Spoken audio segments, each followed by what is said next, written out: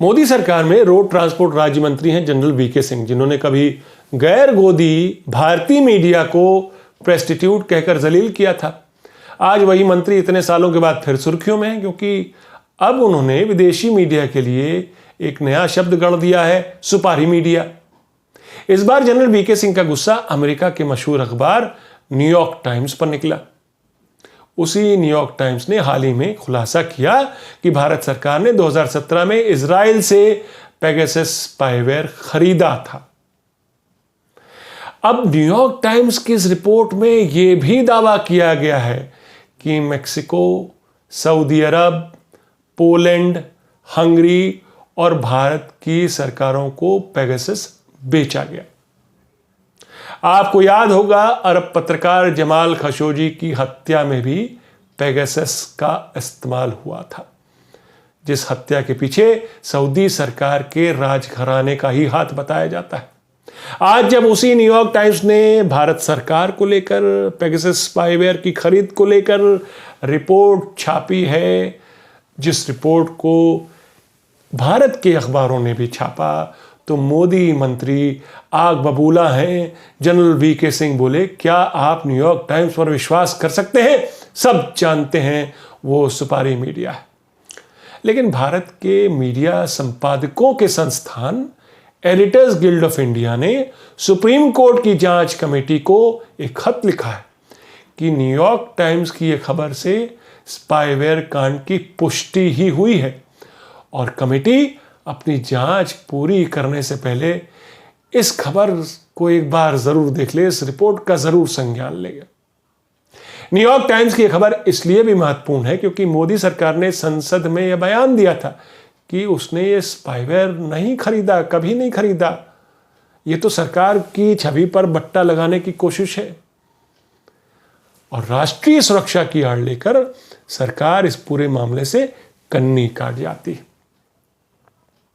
New York times की report के खुलासे के बाद कांग्रेस ने आज लोकसभा में केंद्र सरकार के खिलाफ विशेषाधिकार हनन का प्रस्ताव रखा कि कैसे मोदी सरकार ने सदन के पटल से देश को पेगासस को लेकर झूठ बोला, गुमराह किया। यह देश के साथ धोखा है, देशद्रोह है। नमस्कार, मैं हूं आपका न्यूज बाज प्रभात शुंगलू। मेरा आज का सवाल, क्या पेगासस पर केंद्र सरकार ने देश से झूठ बोला? अपने जवाब हां या ना में जरूर दीजिएगा। 2 दिन पहले इंडियन एक्सप्रेस ने न्यूयॉर्क टाइम्स की यह खबर छापी और आज उसी इंडियन एक्सप्रेस ने ताजा रिपोर्ट ये छापी है। दिलचस्प जानकारी आपको दे रहा हूं। उसी इंडियन एक्सप्रेस ने यह रिपोर्ट छापी है कि सुप्रीम कोर्ट की जांच कमेटी के सामने साइबर एक्सपर्ट्स ने यह कबूल किया है कि हां, कुछ लोगों के फोन में पेगासस स्पाईवेयर के निशान मिले हैं, उसके ट्रेसेस मिले हैं। यानी पेगासस स्पाईवेयर से छेड़छाड़ की गई उनके फोन में, उनके फोन हैक किए गए। इस पर मैं आगे तफसील से बताऊंगा, लेकिन यहां पर आपसे एक सवाल पूछना बहुत लाजमी है। क्या खुफिया स्पाई तंत्र देश के लोकतंत्र पर हमला नहीं है? क्या आम नागरिक की आजादी पर हमला नहीं है?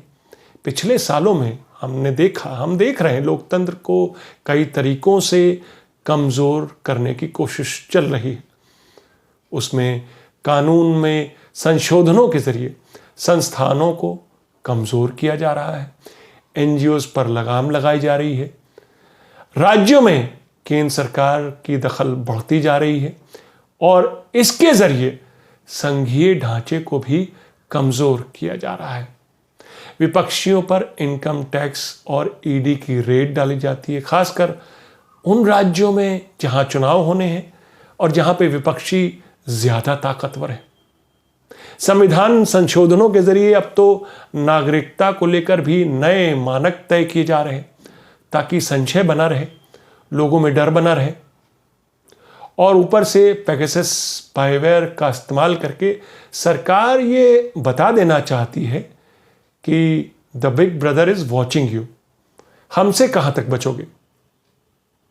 इसलिए जो प्रेस सरकार की गोदी में बैठकर उसके झूठ को वायरल नहीं कर रहा, वो या तो प्रेस्टिट्यूट है या फिर सुपारी मीडिया। वीके सिंह उस न्यूयॉर्क टाइम्स पर अपना गुस्सा निकाल रहे हैं जिसकी इन्वेस्टिगेटिव रिपोर्ट के बाद ही वाटरगेट स्कैंडल का खुलासा हुआ था और अमेरिका के तब के राष्ट्रपति निक्सन को इस्तीफा देना पड़ा था। झूठ अब सरकारी प्रोपेगेंडा का मुख्य हथियार बन चुका है। उन्होंने कहा सबका साथ, झूठ निकला। उन्होंने कहा सबका विश्वास, समाज में अविश्वास दिन ब दिन बढ़ता जा रहा है। सरकार का लोगों के प्रति, लोगों का सरकार के प्रति, लोगों का आपस में भी अविश्वास बढ़ता जा रहा है। सबका विकास बस कुछ लोगों का विकास बनकर रह गया। देश में संपत्ति का लगभग 65% हिस्सा केवल देश के 10% लोगों के पास है। उन्होंने कहा कि हर साल 2 करोड़ नौकरी मिला करेंगी। आज 3.5 करोड़ युवा बेरोजगार हैं, पुलिस की लाठियां खा रहे हैं और 8 लाख सरकारी वैकेंसी खाली पड़ी है। सदन में खड़े होकर उन्होंने कहा सरकार ने पेगासस स्पाईवेयर नहीं खरीदा, लेकिन उन दावों की भी पोल धीरे धीरे खुलने लगी है। न्यूयॉर्क टाइम्स के मुताबिक प्रधानमंत्री मोदी 2017 में जब इजराइल गए तब भारत ने इजराइल के साथ $2 बिलियन यानी 15,000 करोड़ रुपए की डिफेंस डील की। इस डील का अहम हिस्सा कई खुफिया हथियार वगैरह तो थे, मगर उसके साथ पेगासस स्पाईवेयर सॉफ्टवेयर की भी खरीद शामिल थी। शायद इस तस्वीर को देखकर आप मोदी और नेतन्याहू के संबंधों की गर्माहट का भी अंदाजा लगा सकते हैं। याद है नेतन्याहू और मोदी जी समुद्र तट पर नंगे पांव चलते हुए निकले थे और उसकी ये तस्वीर वायरल हुई थी। मगर इस स्पाईवेयर के खरीद फरोख्त की जानकारी छुपा दी गई थी। ये कितनी महंगी टेक्नोलॉजी है इसका अंदाजा आप इस बात से लगा सकते हैं कि इजरायली कंपनी 10 फोन में यह सॉफ्टवेयर डालने के $6.5 लाख चार्ज करती है। 5 लाख की इंस्टॉलेशन फी अलग। सोचिए, टारगेट डेटाबेस में 300 भारतीयों के नाम की खबर है। असल में कितनों पर इस्तेमाल किया गया इस संख्या का अभी पूरी तरह से खुलासा नहीं हुआ। यह स्पाईवेयर इजराइल का एनएसओ ग्रुप बनाता है और इजराइल के ही कानून के तहत उसे यह स्पाईवेयर केवल सरकारों या सरकारी संस्थानों को ही बेचने का अधिकार है, यानी कोई प्राइवेट संस्था इसे नहीं खरीद सकती। कंपनी को हर ऐसा सॉफ्टवेयर बेचने के लिए इजरायली सरकार से ही लाइसेंस लेना पड़ता है। कहने को यह स्पाई सॉफ्टवेयर आतंकवाद को रोकने के इरादे से बनाया गया, मगर तमाम सरकारें इसका दूसरे कामों और अपने ही नागरिकों पर निगरानी रखने के लिए इस्तेमाल करने लगी। बल्कि इजराइल ने सऊदी अरब से दोस्ती बढ़ाने के लिए उसे ये स्पाईवेयर बेचा, जिसके बाद जमाल खशोगी की तुर्की के ही सऊदी कंसुलेट में निर्मम हत्या की जाती है। इस स्पाईवेयर को आप खुफिया तरीके से किसी के फोन पर भी दूर से बैठ के भी डाल सकते हैं। उसको इसका अंदाजा तक नहीं लगेगा, भनक भी नहीं लगेगी। फिर उसका कैमरा, उसके चैट आप हैक कर सकते हैं, उसके हर मूवमेंट को ट्रैक कर सकते हैं, कहाँ जा रहा है, किससे मिल रहा है, उसकी बातचीत ट्रैक कर सकते हैं। स्पाईवेयर कांड का विवाद जब सुप्रीम कोर्ट पहुंचा तो पूर्व जस्टिस की अध्यक्षता में 3 सदस्यीय कमेटी बनाई गई। इस कमेटी को अब एक बहुत अहम फीडबैक मिला है, वो भी साइबर एक्सपर्ट से। पेगासस को लेकर इंडियन एक्सप्रेस की ताज़ा रिपोर्ट के मुताबिक सुप्रीम कोर्ट की जांच कमेटी ने साइबर एक्सपर्ट को कहा था कि स्पाईवेयर वाले फ़ोन की जांच करके परखें, बताएं कि उनके फ़ोन को क्या हैक किया गया था। तो एक्सपर्ट्स ने सुप्रीम कोर्ट को एक रिपोर्ट में ये बताया है कि उनके पास जो 7 फ़ोन आए थे उनमें से 5 फ़ोन में स्पाईवेयर के निशान मिले हैं। एक फ़ोन में तो पिछले साल मार्च में भी स्पाईवेयर का इस्तेमाल होता रहा है।